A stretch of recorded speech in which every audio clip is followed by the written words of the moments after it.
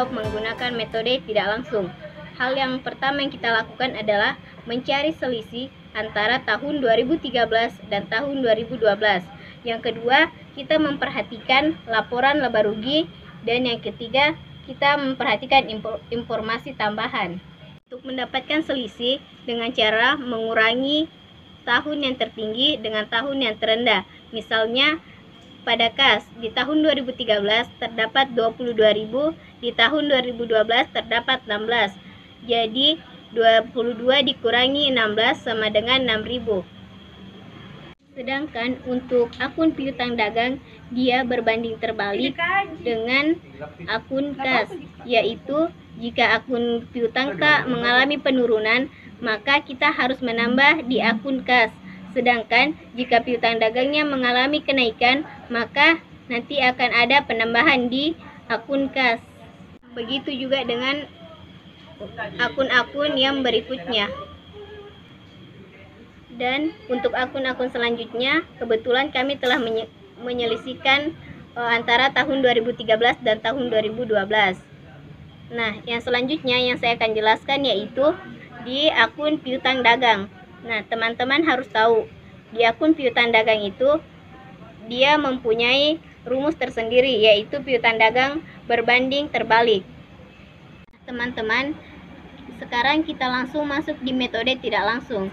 Yang pertama itu, kita harus mengetahui berapa laba bersih pada tahun 2013. Nah, kita ambil nominalnya laba bersih pada laporan laba rugi di soal yang tadi sebesar 70.000.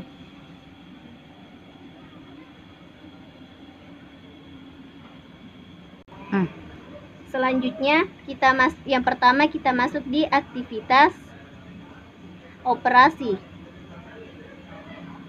Nah, seperti yang sebelumnya saya jelaskan, teman-teman harus mengetahui akun-akun apa yang masuk di aktivitas operasi. Nah, yang pertama itu yaitu piutang dagang. Di piutang dagang sebelumnya kita telah menghitung selisih antara 2013 dan 2012 dan piutang dagang mengalami penurunan. Jadi kita menulis di aktivitas operasi adalah penurunan piutang sebesar 50.000. Nah, teman-teman harus ingat dan kenaikan biaya dibayar di muka juga akan mempengaruhi kas dan berbanding terbalik dengan kas, maka akan mengurangi kas.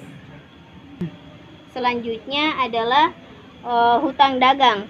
Di hutang dagang juga mengalami selanjutnya aktivitas yang masuk aktivitas operasi adalah hutang dagang.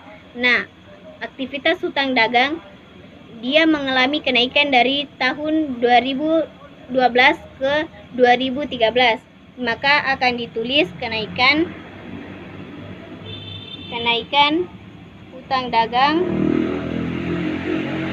sebesar 25.000.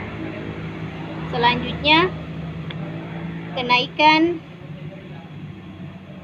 kenaikan hutang bunga yaitu senilai 5.000. Kemudian kita lihat di hutang selanjutnya pada hutang PPh mengalami penurunan dari tahun 2012 ke tahun 2013, maka akan ditulis penurunan hutang PPh sebesar 2.000. Nah, teman-teman harus ingat, jika hutang dia berbanding lurus, jika dia menambah akan menambah kas, jika dia berkurang akan mengurangi kas. Dan yang terakhir adalah penurunan beban penyusutan senilai 60.000. Nah, penurunan beban penyusutan tersebut diambil dari laporan laba rugi di biaya operasi, yaitu beban penyusutan sebesar 60.000. Nah, selanjutnya kita menyublah dari atas ke bawah, maka jumlahnya sebesar 82.000. Nah, ini merupakan arus kas dari aktivitas operasi.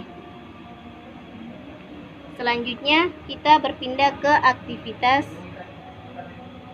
investasi.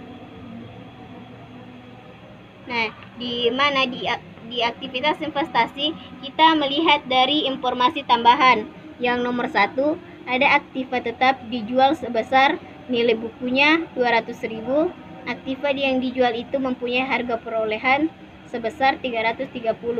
Maka di sini terjadi penjualan aktiva sebesar 200.000. Maka akan ditulis di aktivitas investasi, yaitu penjualan aktiva tetap sebesar 200.000. Selanjutnya yaitu terjadi penjualan. Selanjutnya yang masuk aktivitas investasi adalah pembelian, di mana pembelian aktiva tetap diambil dari harga perolehan 330 ditambahkan dengan selisih aktiva tetap pada neraca komparatif yaitu 19.000. Jadi ditulis pembelian aktiva tetap sebesar 349.000. Dan jika kita teman-teman, karena pembelian mengurangi kas, maka kita harus mengurangi antara penjualan dan pembelian. Nah, totalnya itu adalah 149. Nah, yang selanjutnya adalah aktivitas. Yang terakhir adalah aktivitas pendanaan. Nah, teman-teman, kita lihat pada informasi tambahan di nomor 4, di mana Wilson Company menerbitkan saham dan obligasi pada tahun 2015 secara tunai.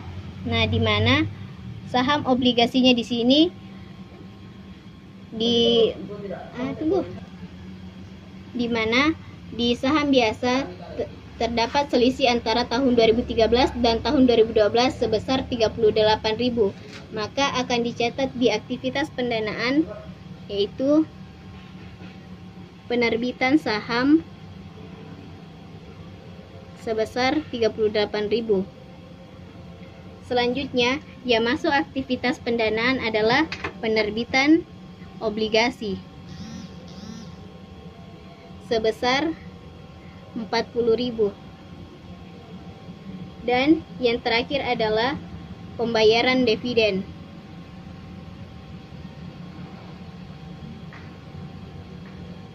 Di mana pembayaran dividen tersebut saya ambil dari informasi tambahan nomor 2, yaitu dividen tunai yang dibayarkan pada tahun 2013 sebesar 75, yaitu sebesar 75. Dan karena pembayaran maka akan mengurangi kas. Nah, selanjutnya kita akan menjumlahkan dari penerbitan saham sampai pembayaran dividen. Ya, jumlahnya itu sebesar 3.000. Nah, maka dari laba bersih kita akan tambahkan ke arus kas bersih. Nah, selanjutnya kita menambahkan laba bersih tahun 2013 dan aktivitas operasi, yaitu 70 ditambah 82 sama dengan 152.000. Itu merupakan arus kas dari aktivitas operasi dikurangi dengan arus kas aktivitas investasi 149, kemudian ditambah arus kas investasi dari aktivitas pendanaan 3.000. Jadi totalnya sebesar 6.000. Nah, 6.000 ini adalah kenaikan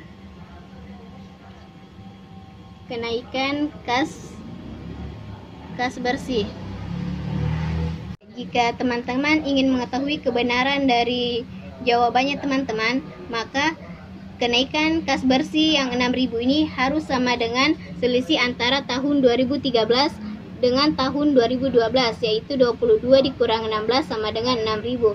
Jadi kenaikan yang ada pada laporan arus kas teman-teman berasal dari aktivitas operasi investasi pendanaan pada tahun 2013 sebesar 6.000, atau teman-teman bisa membuktikan dengan menambahkan saldo saldo awal kas pada tahun 2015 sebesar 16.000, maka 6.000 ditambah 16.000 totalnya 22.000. Nah, sama dengan saldo kas pada tahun 2013 yaitu sebesar 22.000.